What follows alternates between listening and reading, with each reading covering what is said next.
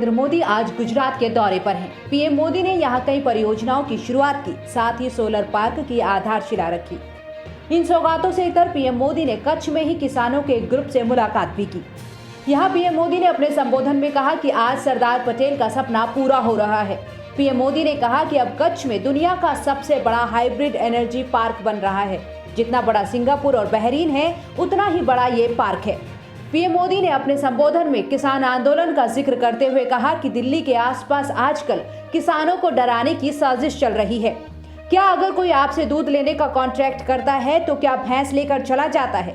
जैसी आजादी पशुपालकों को मिल रही है, वैसी ही आजादी हम किसानों को दे रहे हैं। दिल्ली के आसपास किसानों को भ्रमित करने की बड़ी साजिश चल रही है। उन्हें डराया जा रहा है कि नए कृषि सुधारों के बाद किसानों की जमीन पर दूसरे कब्जा कर लेंगे।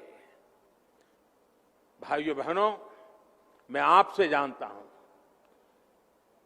क्या कोई डेयरी वाला आपसे दूध लेने का कॉन्ट्रैक्ट करता है तो आपकी गाय भैंस ले जाता है क्या? कोई फल सब्जी खरीदने का उद्यम करता है तो क्या आपकी जमीन ले जाता है क्या? आपके प्रॉपर्टी उठा के ले जाता है क्या? साथियों, हमारे देश में डेयरी उद्योग का योगदान कृषि अर्थव्यवस्था के कुल मूल्य में 25% से भी ज्यादा है। ये योगदान करीब करीब 8 लाख करोड़ रुपए होता है। दूध उत्पादन का कुल मूल्य अनाज और दाल के कुल मूल्य से भी ज्यादा होता है। इस व्यवस्था में पशुपालकों को आजादी मिली हुई है। आज देश पूछ रहा है कि ऐसी ही आजादी अनाज और दाल पैदा करने वाले छोटे और सीमांत किसानों को क्यों नहीं मिलनी चाहिए? कई साल से किसान संगठन इसकी मांग करते थे, लेकिन विपक्ष आज किसानों को गुमराह कर रहा है, लेकिन अपनी सरकार के वक्त ऐसी ही बातें करता था। आम आदमी पार्टी के प्रमुख और दिल्ली के मुख्यमंत्री अरविंद केजरीवाल ने ऐलान किया है कि उनकी पार्टी 2022 में उत्तर प्रदेश का विधानसभा चुनाव लड़ेगी। अरविंद केजरीवाल ने प्रेस कॉन्फ्रेंस कर उत्तर प्रदेश में कोरोना संकट और अन्य मसलों को लेकर सवाल उठाए। केजरीवाल ने सवाल किया कि अगर दिल्ली में सुविधाएं तैयार की जा सकती हैं तो यूपी में ऐसा क्यों नहीं हो सकता। दिल्ली के मुख्यमंत्री अरविंद केजरीवाल ने कहा कि यूपी ने अब तक गंदी राजनीति देखी है, ऐसे में अब उसे नया मौका मिलना चाहिए। देश के सबसे बड़े राज्य में अच्छी सुविधाएं क्यों नहीं हो सकती? केजरीवाल ने पूछा कि यूपी में मोहल्ला क्लिनिक, मुफ्त बिजली, मुफ्त पानी क्यों नहीं मिल सकता। आज मैं एक बहुत महत्वपूर्ण ऐलान करने जा रहा हूं। आने वाले 2022 के विधानसभा चुनाव में आम आदमी पार्टी उत्तर प्रदेश में चुनाव लड़ेगी। यूपी में हर पार्टी की सरकार आई, लेकिन अपने घर भरने के सिवा किसी ने यूपी के लिए कुछ नहीं किया। आज छोटी छोटी सुविधाओं के लिए यूपी के लोगों को दिल्ली क्यों आना पड़ता है? अगर कानपुर में रहने वाले किसी परिवार को अपने बच्चे के लिए अच्छा कॉलेज चाहिए तो उसे दिल्ली भेजना पड़ता है। गोरखपुर में रहने वाले किसी गरीब परिवार को अपने माता पिता का इलाज करवाना है तो उसे दिल्ली आना पड़ता है। आखिर क्यों? क्या भारत का सबसे बड़ा राज्य, भारत का सबसे बड़ा विकासशील राज्य नहीं बन सकता, विकसित राज्य नहीं बन सकता? मैं पूछना चाहता हूं कि अगर दिल्ली के संगम विहार में मोहल्ला क्लिनिक बन सकता है तो क्या लखनऊ के गोमती नगर में मोहल्ला क्लिनिक नहीं बनाया जा सकता?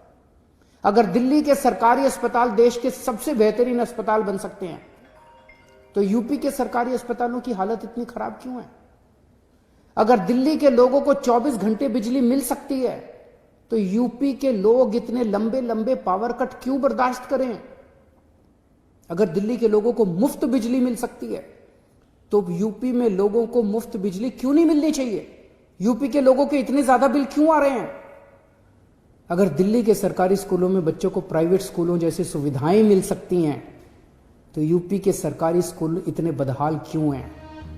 अरविंद केजरीवाल ने अपने संबोधन में कहा कि दिल्ली में यूपी के काफी लोग रहते हैं और उन्होंने उनसे अपील की है कि यूपी में भी दिल्ली जैसी सुविधाएं मिलनी चाहिए।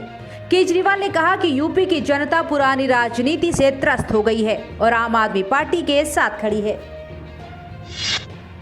किसान आंदोलन के बीच किसान नेताओं और सरकार के बीच तल्खी लगातार बढ़ती जा रही है। भारतीय किसान यूनियन के राष्ट्रीय प्रवक्ता राकेश टिकैत ने केंद्र सरकार पर जबरदस्त हमला बोला।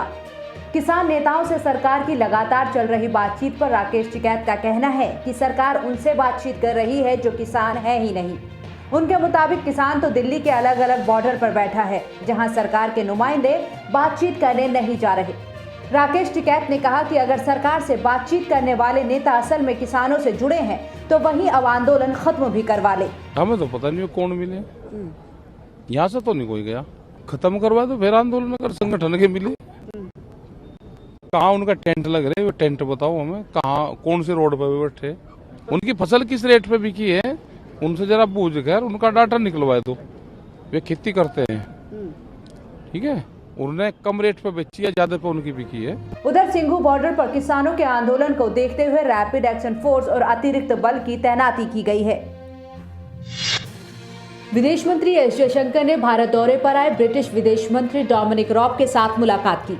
इस दौरान व्यापार, रक्षा, शिक्षा, पर्यावरण और स्वास्थ्य जैसे क्षेत्रों में सहयोग बढ़ाने को लेकर वार्ता हुई। राव ऐसे समय में 3 दिवसीय भारत यात्रा पर यहां आए हैं जब ब्रिटेन ब्रेक्जिट के बाद व्यापार समझौता करने के लिए यूरोपीय संघ के साथ जटिल वार्ता कर रहा है।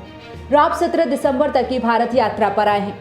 ब्रेक्जिट के मद्देनजर ब्रिटेन भारत जैसी अग्रणी अर्थव्यवस्थाओं के साथ व्यापार संबंध मजबूत करने की कोशिश कर रहा है। इस प्रकार की आशंका जताई जा रही है कि किसी व्यापार समझौते के बिना यूरोपीय संघ से बाहर आने पर ब्रिटेन की अर्थव्यवस्था को काफी नुकसान होगा। विदेश मंत्रालय के प्रवक्ता अनुराग श्रीवास्तव ने कहा, विदेश मंत्री एस जयशंकर ने अपने ब्रितानी समकक्ष एवं ब्रिटेन के विदेश मंत्री डोमिनिक राब का स्वागत किया। आपसी हित के द्विपक्षीय, क्षेत्रीय एवं अंतर्राष्ट्रीय मामले एजेंडे में हैं। ऐसा माना जा रहा है कि ये यात्रा ब्रिटेन के प्रधानमंत्री बोरिस जॉनसन की अगले साल की शुरुआत में भारत की संभावित यात्रा का आधार तैयार करेगी।